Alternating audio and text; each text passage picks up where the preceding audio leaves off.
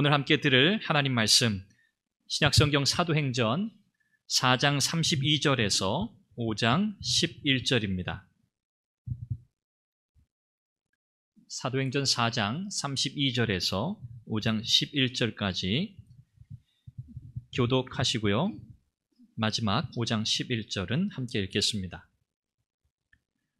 믿는 무리가 한 마음과 한 뜻이 되어 모든 물건을 서로 통용하고 자기 재물을 조금이라도 자기 것이라 하는 이가 하나도 없더라.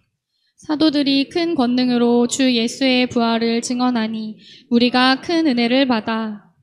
그 중에 가난한 사람이 없으니 이는 밭과 집 있는 자는 팔아 그 판 것의 값을 가져다가 사도들의 발 앞에 두매 그들이 각 사람의 필요를 따라 나누어 줌이라. 구브로에서 난 레위족 사람이 있으니 이름은 요셉이라. 사도들이 일컬어 바나바라, 번역하면 위로의 아들이라 하니 그가 밭이 있음에 팔아 그 값을 가지고 사도들의 발 앞에 두니라. 아나니아라 하는 사람이 그의 아내 삽비라와 더불어 소유를 팔아 그 값에서 얼마를 감춤해 그 아내도 알더라. 얼마만 가져다가 사도들의 발 앞에 두니 베드로가 이르되 아나니아야, 어찌하여 사탄이 내 마음에 가득하여 내가 성령을 속이고 땅값 얼마를 감추었느냐? 땅이 그대로 있을 때에는 내 땅이 아니며 판 후에도 내 마음대로 할 수가 없더냐?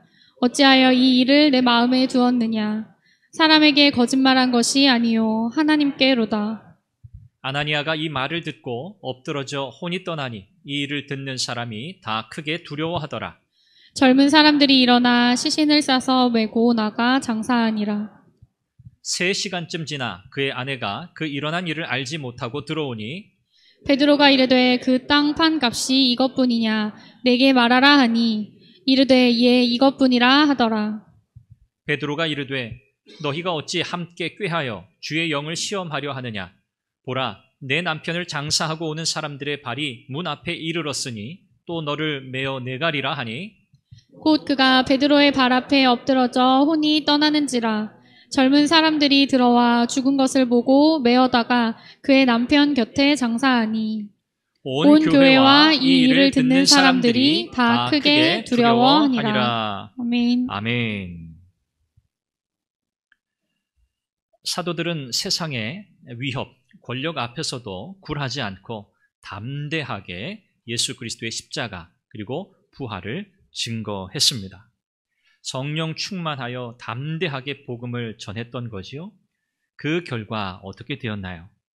오늘 말씀 32절에 보니까 그들이 한 마음 한 뜻이 되었다 그렇게 말씀합니다. 교회가 예수 그리스도의 부활의 증인으로 성령에 충만하여 담대히 나아갈 때 하나 되는 놀라운 은혜를 경험했다고 성경은 우리에게 말씀합니다. 이렇게 될 때 교회가 과연 이 세상 속에 왜 존재해야 하는가에 대한 분명한 이유를 알게 되는 거죠.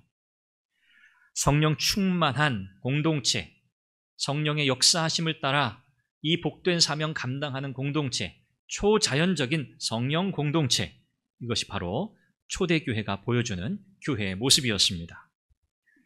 누가 이렇게 만들었나요? 베드로가 능력이 있었습니까? 요한이 어떤 특별한 기술이 있었습니까? 아니죠. 어떤 사람이 이렇게 만든 게 아닙니다. 이건 성령 충만의 결과였어요. 성령의 역사하심에 순종하며 나아가는 하나님의 사람들을 통해 하나님께서 이런 놀라운 은혜의 역사를 이루신 줄로 믿습니다. 이런 성령 충만한 공동체, 이 교회를 통해서 하나님은 놀라운 변화를 일으키십니다. 교회도 그렇고 우리 개개인도 마찬가지죠. 성령 충만하다라고 할 때 우리 안에서는 변화의 역사가 일어나게 되어 있습니다. 이 변화는 그냥 조금 변하는 게 아니고요. 근본적인 변화입니다. 우리의 속사람이 변하는 거죠. 우리의 속사람, 우리의 근원이 바뀌기 때문에 우리의 삶에 맺혀지는 열매 또한 다르게 되는 것입니다. 그래서 예수 믿는 저와 여러분들의 삶은요, 지금도 계속해서 변화되는 줄 믿습니다. 한번 따라 하시죠. 나는 변화 중이다. 우리는 모두 변화되고 있어요. 속도는 다를 수 있지만 우리는 모두 다 성령의 역사하심으로 성령의 은혜로 새로워지는 줄로 믿습니다. 특별히 초대교회 성도들의 모습을 볼 때에는 그들의 물질관의 변화가 있었죠. 특별히 돈, 또 소유, 그들이 가지고 있는 것들, 이런 것들에 대한 태도에 근본적인 변화가 일어났다는 것을 우리는 잘 알게 됩니다. 오늘 본문 33절에도 그렇게 말씀하죠. 모든 물건을 서로 통용하고 자기 재물을 조금이라도 자기의 것이라고 하는 이가 없더라.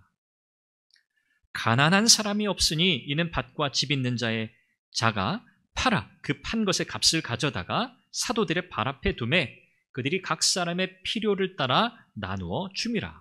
35절 말씀입니다. 이것이 초대교회 성도들의 삶에 성령 충만함의 결과로 변화된 모습이라고 성경은 우리에게 말씀하죠. 이렇게 많은 성도들이 하나님 앞에 성령의 충만의 결과로서 이런 근본적인 삶의 변화를 경험하고 있는 이 때에 한 인물이 소개되는데 그 사람은 구브로 출신 바나바입니다. 요셉이라는 이름을 가졌는데 본래 위로의 사람이라고 하는 그런 의미를 가진 이 바나바라는 이름으로 그를 불렀어요. 이 바나바 역시 자기가 소유한 밭을 팔아서 그 값을 사도들의 발 앞에 가져왔다고 성경은 기록합니다. 초대교회 모든 성도들뿐 아니라 오늘 소개되고 있는 이 바나바, 그의 모습을 통해서도 이 모습은 그냥 사람이 할 수 있는 일이 아니구나. 사람이 마음에 결심했다고 할 수 있는 일이 아니구나. 이것은 분명히 성령의 충만한 결과구나 라는 것을 우리는 다시 확인하게 됩니다. 성령 충만한 자의 그 고백, 그게 뭐지요? 모든 것이 하나님의 은혜입니다. 모든 것이 다 하나님의 것입니다. 이게 바로 성령 충만한 사람의 믿음의 고백이었습니다. 여러분, 우리가 성령 충만하지 않을 때, 우리가 하나님의 은혜에 사로잡혀 있지 않을 때, 우리가 과연 오늘 성경에서 보여지는, 우리가 보고 있는 이런 성도들의 삶의 변화, 이런 태도의 변화, 이런 것을 우리가 과연 우리도 경험할 수 있을까요? 그럴 수 없을 겁니다. 우리가 이것저것 따지고 이것저것 계산하고 여러 가지 상황과 형편을 고려한다면 우리가 지금 보는 이 성도들의 모습과 같이 우리는 그렇게 실천할 수 없을 겁니다. 결국 핵심은요, 변화입니다. 성령 충만의 결과, 변화를 경험하는 삶을 사는 겁니다. 오늘 저와 여러분들의 삶의 신앙생활의 중요한 목표도 그거예요. 성령 충만한 거예요. 성령 충만하여 우리의 삶에 참된 변화를 경험하는 거예요. 이 변화를 통해서 하나님께 영광이 되고 우리의 삶에는 하나님의 놀라운 전능하신 그 섭리, 그 하나님의 손길을 인해서 우리의 삶에 기쁨과 감사와 감격이 넘치는 거예요. 이것이 오늘 저와 여러분들이 간절히 사모하는 신앙의 삶인 줄로 믿습니다. 참된 변화는요, 하나님의 말씀에 대한 은혜로 시작됩니다. 하나님의 말씀을 우리 영혼에 공급하고 그 공급된 말씀을 통해서 우리가 하나님의 놀라운 은혜를 경험할 때야 비로소 우리 안에는 참된 변화, 성숙, 성장이 일어나는 줄로 믿습니다. 그래서 여러분 잘 아시지만 우리가 진정한 변화의 삶을 살기 원한다면, 우리가 성숙한 그리스도인이 되기 원한다면 여러분 말씀의 은혜를 사모하셔야 해요. 말씀의 은혜를 사모하십시오. 여러분의 영혼에 하나님의 말씀의 공급을 늦추지 마십시오. 띄엄띄엄 하지도 마십시오. 포기하지도 마십시오. 나는 육신의 양식으로만 살 수 있어 라고 생각하지 마십시오. 우리의 영혼에 공급되는 하나님의 말씀, 성령께서는 그 말씀을 통해서 역사하십니다. 그러므로 우리는 절대적으로 말씀의 은혜를 사모해야 하겠습니다.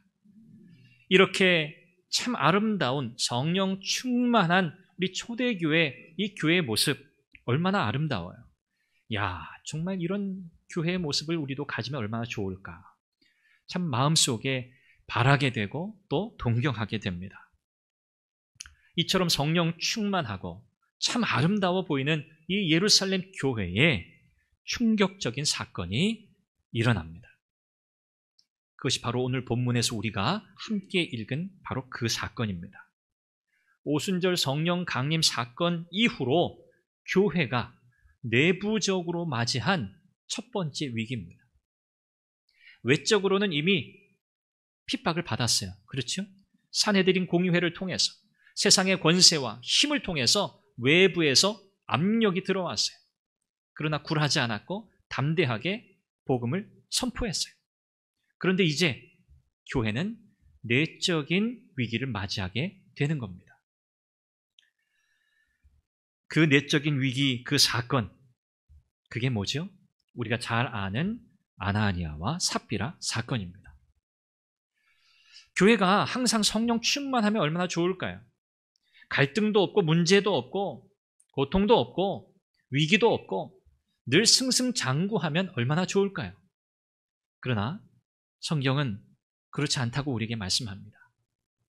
예루살렘 교회가, 이 초대교회가 성령 충만한 공동체였습니다. 그러나 외적인 압력이 있었어요. 평안한 중에 그들이 성령 충만한 게 아니었어요. 그들을 둘러싸고 있는 환경은 결코 그들에게 호의적이지 않았습니다. 그들을 위협했습니다. 그들의 죽음까지도 위협했습니다. 그러나 그들은 성령 충만했어요. 또 오늘 우리가 함께 살펴보게 될 내용처럼 교회는 내적인 위기를 경험하게 됩니다. 내부적인 위협을 당하게 되는 거죠. 여러분, 이 모든 일이 누구의 주도하에 일어나고 있을까요? 사탄입니다.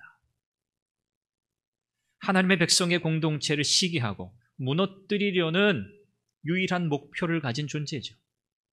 어떻게든 무너뜨리고 어떻게든 와해시키고 어떻게든 쓰러뜨리려는 분명한 목표를 가지고 달려드는 그 존재가 바로 사탄입니다. 오늘 우리가 마주하는 이 아나니아 삽비라 사건, 조금 전까지만 해도 참 감동적인 성령 충만한 교회의 그런 모습을 우리가 바라보았는데, 그래서 우리도 그런 교회가 되기를 간절히 바라는 그런 모습을 우리가 보았는데, 오늘 이 본문을 마주하면서 우리는 그렇구나, 예루살렘 교회도 완전한 교회가 아니었구나, 이 교회도 이런 내부적인 아픔과 진통을 경험할 수밖에 없는 교회구나, 이 지상의 교회가 이렇게 연약하고 불완전하구나 라는 점을 우리는 깨닫게 됩니다. 우리만 이 사실을 아는 것이 아니고요, 사탄이 이 사실을 잘 알고 있습니다. 사탄은 이 점을 교회를 공격하는 포인트로 삼는 거죠. 양편에서 공격해 옵니다. 외부의 힘과 권세로 교회를 압박해 옵니다. 동시에 오늘 우리가 살펴보는 말씀처럼 내부적으로 교회를 무너뜨리는 전략을 펴서 공격해 들어오죠. 오늘 이 본문 사건에, 교회 내적인 위기를 가져온 이 사건의 주인공인 아나니아와 삽비라, 이 부부는 예루살렘 교회에서 어느 정도 위치가 있었던 사람들로 여겨집니다. 그냥 무명의 성도 그 정도 아니고요, 나름대로 이렇게 드러내놓고 봉사하고 열심히 그래도 사람들의 입에 이제 오르내리면서 또 나름대로 인지도도 있었던 그런 인물로 생각이 돼요. 아나니아와 삽비라. 이 두 사람은요, 바나바가, 물론 많은 성도들이 그랬지만 바나바가 그 소유의 밭을 팔아서 그 값을 사도들의 발 앞에 두었던 그 일을 마음에 두었던 것 같습니다. 그리고 이 아나니아 삽비라 부부도 안 되겠다, 우리도, 바나바도 그랬는데 이 바나바는 사람들에게 굉장히 칭송을 받고 참 존경을 받더라, 아마 그 모습을 보았을 겁니다. 이 아나니아 삽비라도 어느 정도 마음의 부담을 느꼈는지 이들도 마음의 결정을 내립니다. 그들의 소유, 여기서 말하는 이 소유는 당시에 이제 부동산, 토지, 땅, 이것을 가리켜요. 그들이 가지고 있는 땅, 밭, 부동산을 처분합니다. 그런데 이제 문제가 여기서 시작이 돼요. 그들의 소유, 그들의 땅을 팔았는데 그 판 값의 일부를 감춘 거예요. 일부를 감추고 얼마만 가져다가 사도들의 발 앞에 두었습니다. 오늘 본문 3절에 보면, 5장 3절에 보면 베드로가 아나니아가 자기 소유의 땅을 팔아서 돈을 가지고 온 거예요. 그 돈을 사도들의 발 앞에 두는 그 모습을 보고 이렇게 묻습니다.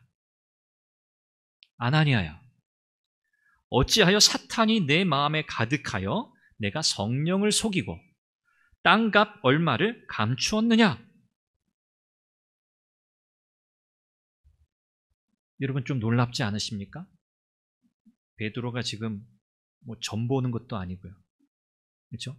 베드로가 관심법을 가지고 있는 것도 아니고요. 아나니아가 자기 소유의 땅을 팔아서 그 값을 가지고 왔는데 이게 그 땅 값의 전부인지 일부인지 어떻게 알 수 있어요? 모르죠. 땅 판 사람만 알죠. 아나니아만 알죠.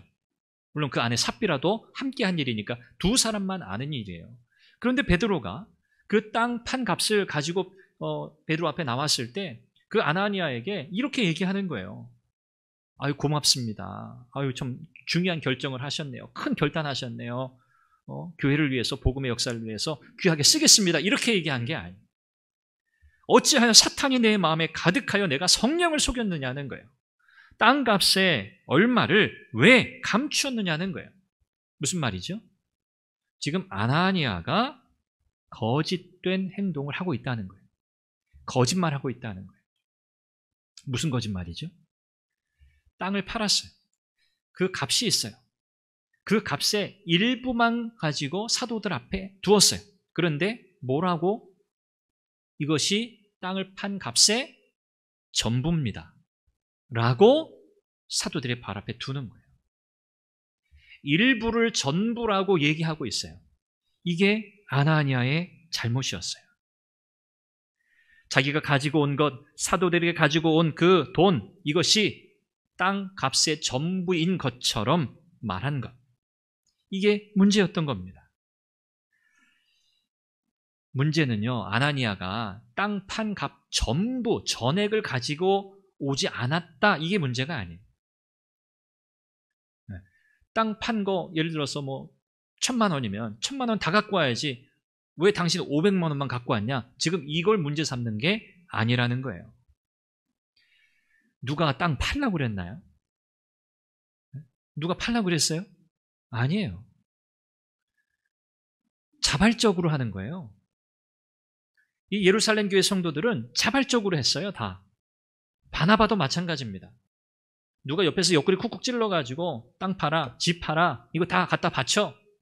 이단들이 하듯이 말이죠. 누구도 그렇게 말한 사람이 없어요. 순전히 자기의 믿음의 결정을 따라서 자발적으로 하는 일이에요. 아나니아도 마찬가지예요. 그렇게 하나님 앞에 그 땅 판 값을 드렸어야 했어요. 누구도 강요한 게 아니에요. 전부를 바치든 일부를 바치든 그건 전혀 문제가 아닙니다. 땅을 팔았어요. 1,000만 원 값을 받았는데 이 가운데 우리의 상황이나 여러 가지 형편을 고려해서 우리가 하나님 앞에 우리 절반만 드립시다. 이렇게 부부가 상의하고 의논하고 사도들 앞에 나오면서 우리가 땅 값의 절반을 하나님께 드립니다. 바칩니다. 이렇게 얘기하면 전혀 문제가 아니에요. 그럴 수 있어요. 그래도 돼요. 그런데 이 아나니아의 문제는 그게 아니라는 거죠. 땅 값의 일부를 감추어 놓고 그것이 전부인 것처럼 말했다는 것이 문제였어요. 왜 그랬을까요? 자기 소유의 땅을 팔게 된 경위, 동기부터가 사실은 잘못되었어요. 아나니아와 삽비라 부부는 정말 내 소유를 팔아서 정말 어려운 사람 돕고 구제하는 사역, 긍휼의 사역에 이 재산이, 이 소유가 정말 의미 있게 가치 있게 쓰여지기를 원한다. 그 마음에 그런 기도의 제목을 가지고 그런 마음을 가지고 소유를 판 게 아니었던 거예요. 아나니아와 삽비라는 사실 누구 때문에 땅을 팔기로 결정한 거나 다름이 없나요? 바나바 때문이에요, 사실은. 바나바의 모습을 보고 야, 우리도 사람들로부터 조금 마음을 얻을 수 있겠구나. 사람들에게 좀 인정받을 수 있겠구나. 사람들에게 존경받고 칭찬받고 그럴 수 있겠구나. 한마디로 공명심, 사람들로부터 인정받고 싶은, 사람들의 시선을 한 몸에 받고 싶은 그 마음, 그 욕망, 그 욕심, 이것이 그들이 자기 소유의 땅을 판 동기였어요.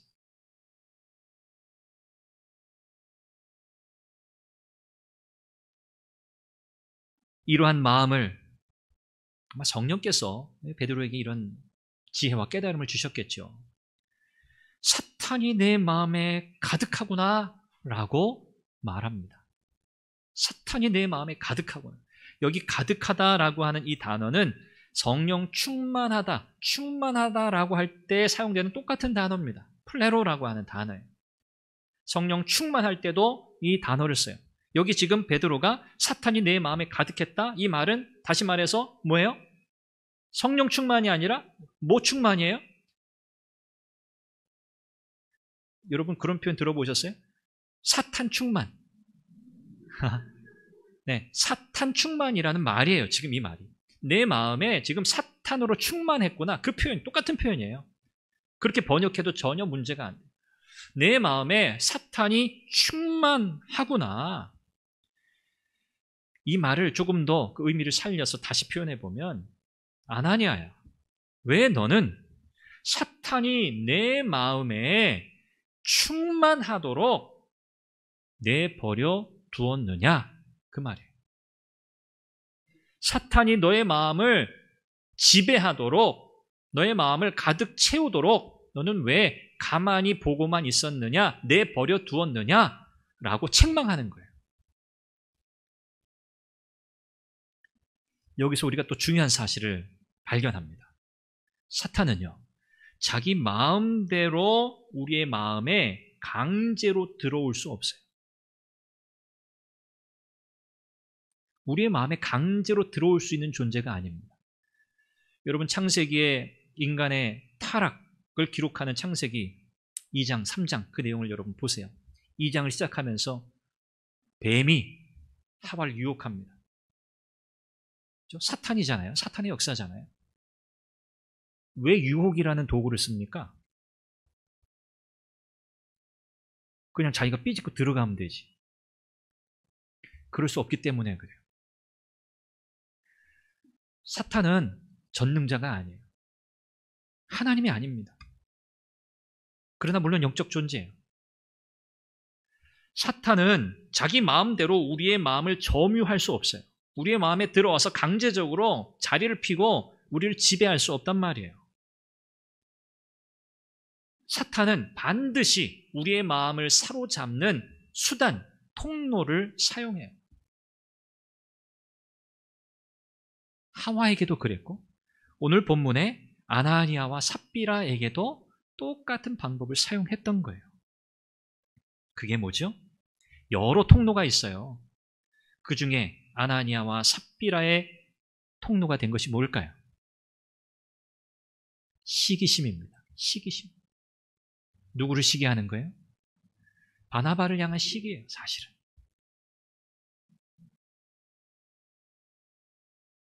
이렇게 하면 사람들이 인정해 주겠지.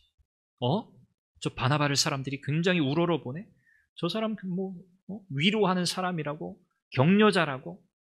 저 사람을 굉장히 축켜 세우는데 나도 사람들에게 좀 그런 좀 대접을 받고 싶다. 이 마음이에요, 사실은. 이 시기심 때문에 사탄이 아나니아의 마음을 가득 채울 수 있었던 거예요.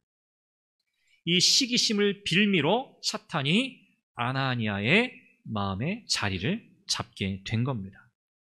그 결과 거짓말을 하게 되는 거예요. 땅 값의 일부를 전부라고 말하게 되는 거예요. 베드로는 이와 같은 마음이 하나님 앞에 큰 죄라는 것을 지금 지적합니다. 그리고 이것은 하나님께 거짓말한 거다. 나에게 거짓말한 게 아니라 이것은 성령 하나님을 속인 것이고 하나님께 거짓말한 일이라고 크게 책망합니다. 베드로가 이 아나니아의 거짓된 이 말을, 행동을 책망하는 말이 끝나자마자 아나니아는 그의 혼이 그 자리에서 떠났다 그랬어요. 죽었단 말이에요. 즉사했어요. 뭐 자기 좀 뭐 변명 더 하고 뭐 이럴 기회가 없어요. 그냥 즉사했어요. 굉장히 좀 두려움이 들죠. 교회에서 이렇게 칭찬받는 분들 보면 은근히 그런 마음이 들어요. 나도 좀 칭찬받았으면. 나도 칭찬받았으면. 나도 조금 인정받았으면. 그런 마음 들 때 있습니다. 뭐 우리는 다 사람이니까 똑같아요. 그런데 나도 좀 칭찬받아야지. 원하지도 않는데. 내 마음은 그렇지도 않은데 칭찬받으려고 좀 인정받아 보려고 무리수를 둬요. 막 애써요. 위선이죠. 진짜가 아닌데. 나 그렇게 하고 싶지 않은데. 겉으로는 웃고 겉으로는 열심히 하고 사람들의 시선을 계속 의식하면서 눈치 보고 사람들이 날 보지 않을 때는 하지 않고 이것은 자신을 속이는 일이죠.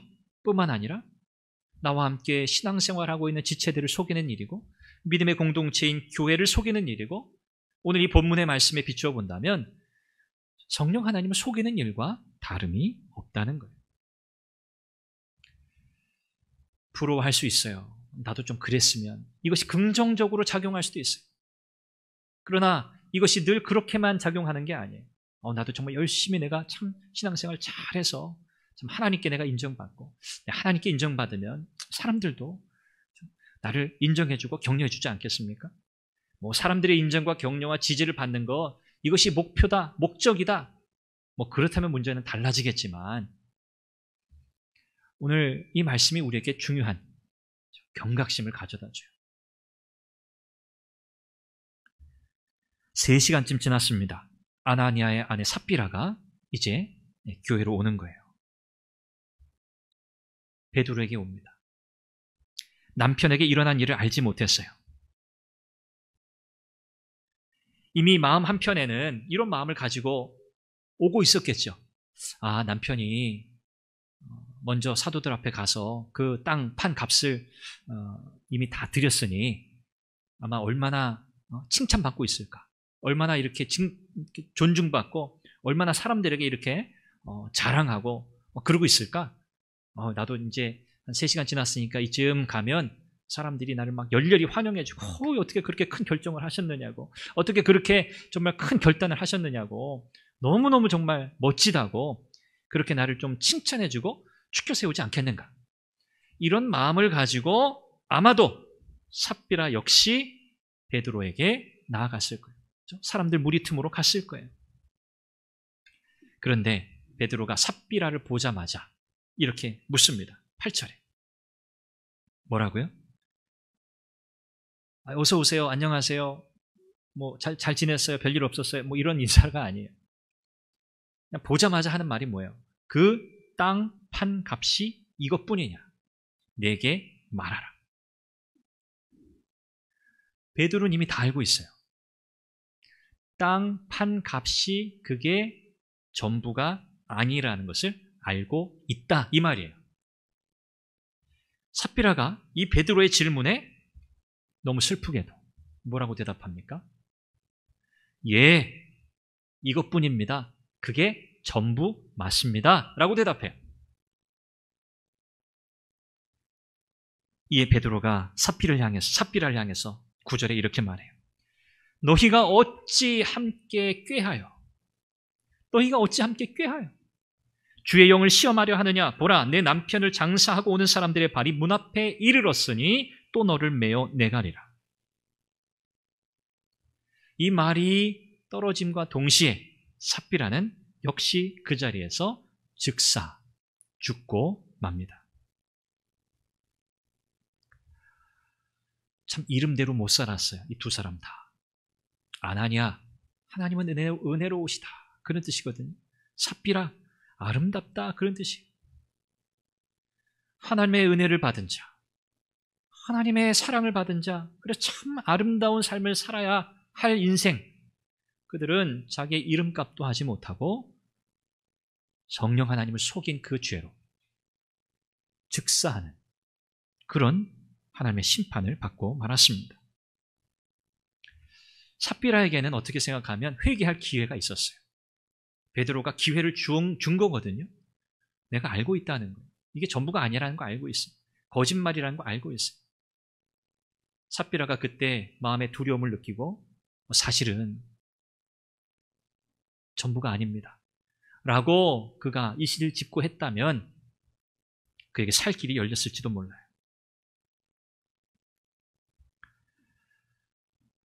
이런 생각 들 수 있어요. 너무 심한 거 아닌가 하나님? 그렇다고 그냥 그 자리에서 그들의 생명을 취하실 건 또 뭐야? 그냥 좀 권면하고 불러다가 정신 좀 똑바로 차리라고 그러고 절대 그렇게 살면 안 된다고 그러고 다시는 용납하지 않겠다. 경고하고 기회를 주실 수도 있지 않았을까? 우리 그렇게 생각할 수도 있습니다. 그런데 하나님 그렇게 하시지 않았어요. 하나님은 그냥 그들의 생명을 거두어 가셨어요. 이유가 있겠죠.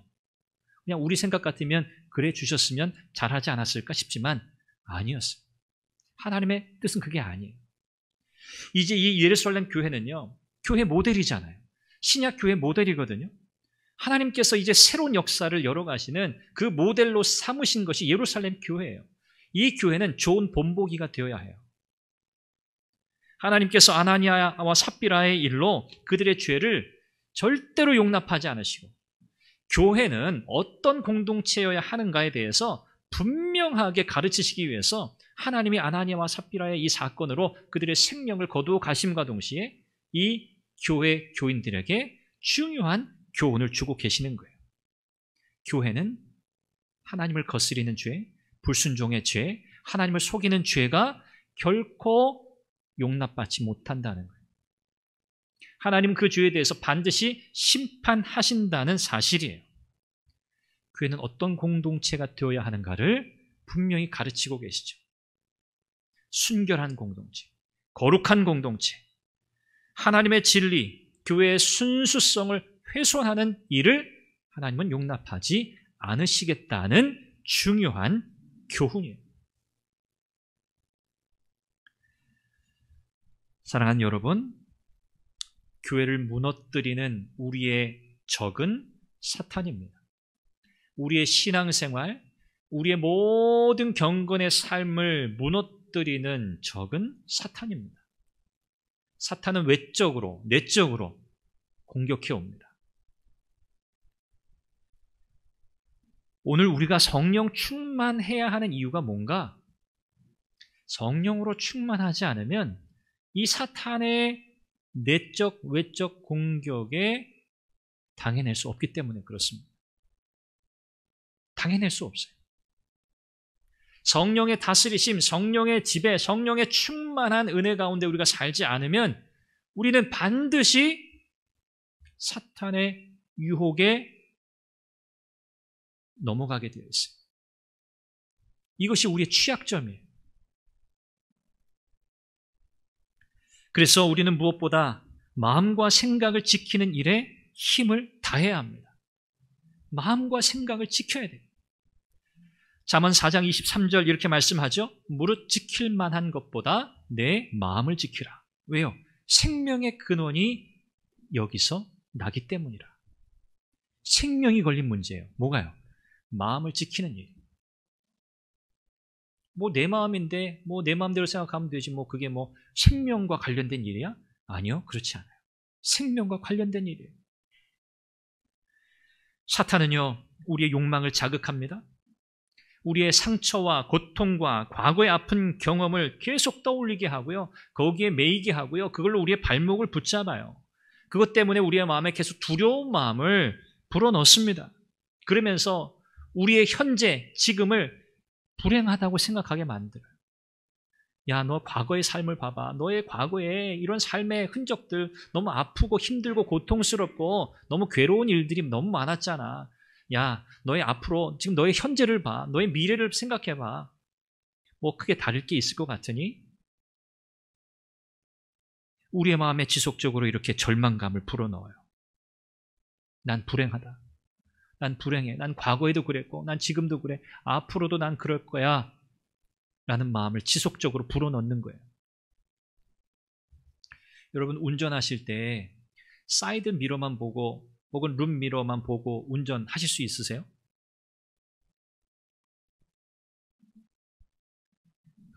세상에 이런 일이, 그럼 기적이죠. 어떻게 정면 앞을 보지 않고 사이드 미러, 다 뒤를 보는 거잖아요.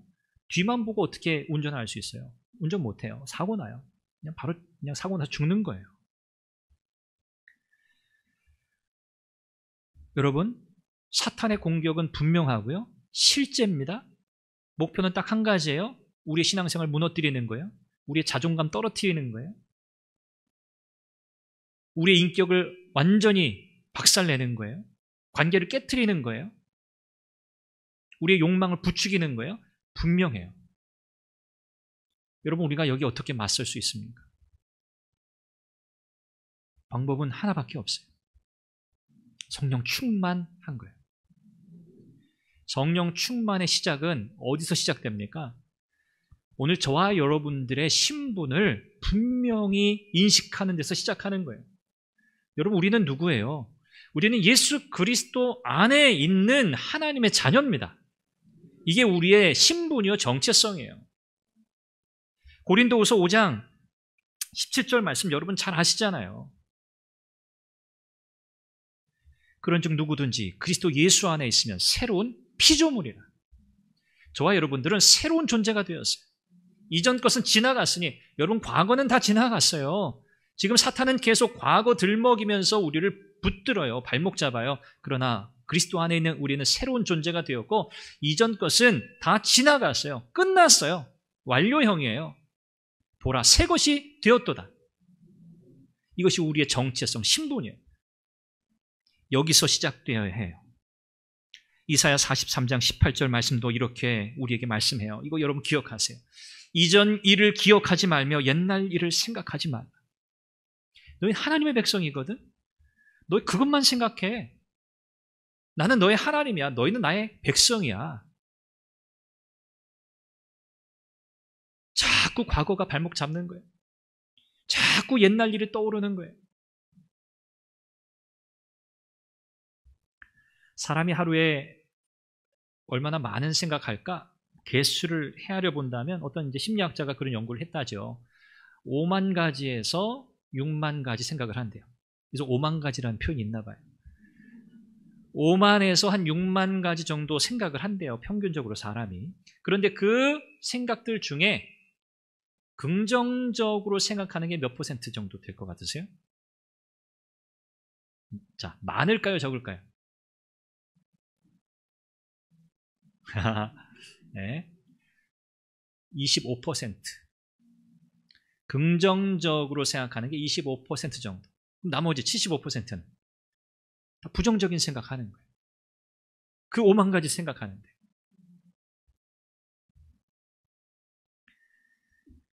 마음과 생각을 지키는 일이 왜 중요합니까? 하루에도 5만 가지 생각이 되는 우리가 그냥 가만히 넋놓고 있으면요, 어떻게 되겠어요? 부정적인 것들이 75%나 되는, 가만히 내버려 두면 자동적으로, 자연적으로, 본능적으로 그렇게 되는 우리를 사탄이 가만히 내버려 두지 않는다는 거예요. 얼마나 좋아요. 공격할 포인트가 너무 많으니까.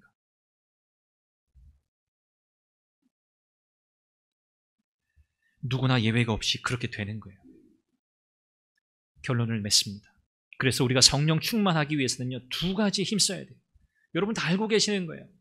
말씀과 기도입니다. 다른 방법이 없어요. 지름길이 없어요. 말씀과 기도예요.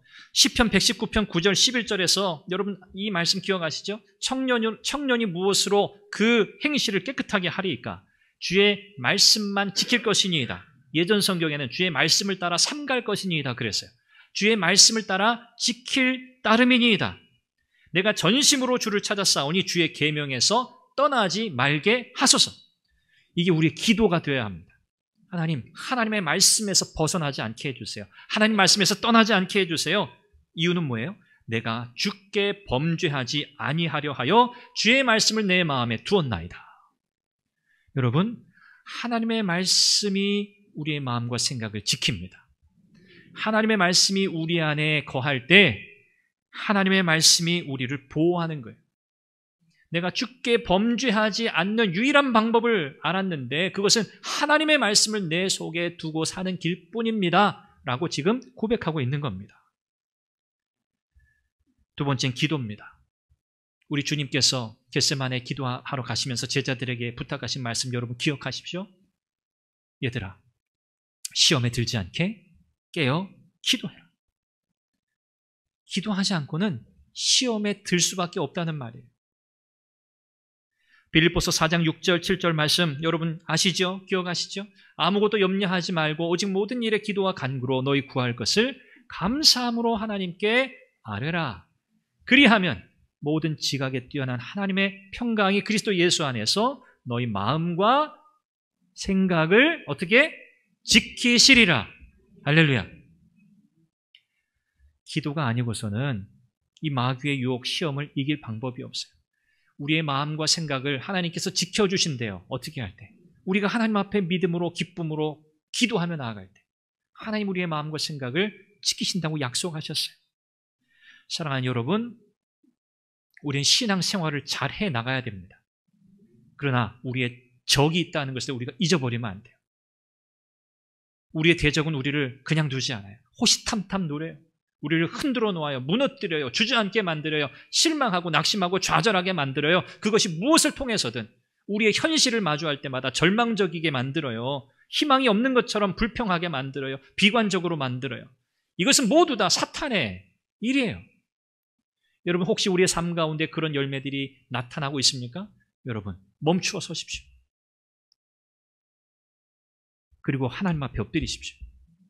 나는 하나님의 자녀임을 다시 분명히 하십시오. 주의 말씀으로 여러분의 속을 채워 넣으십시오.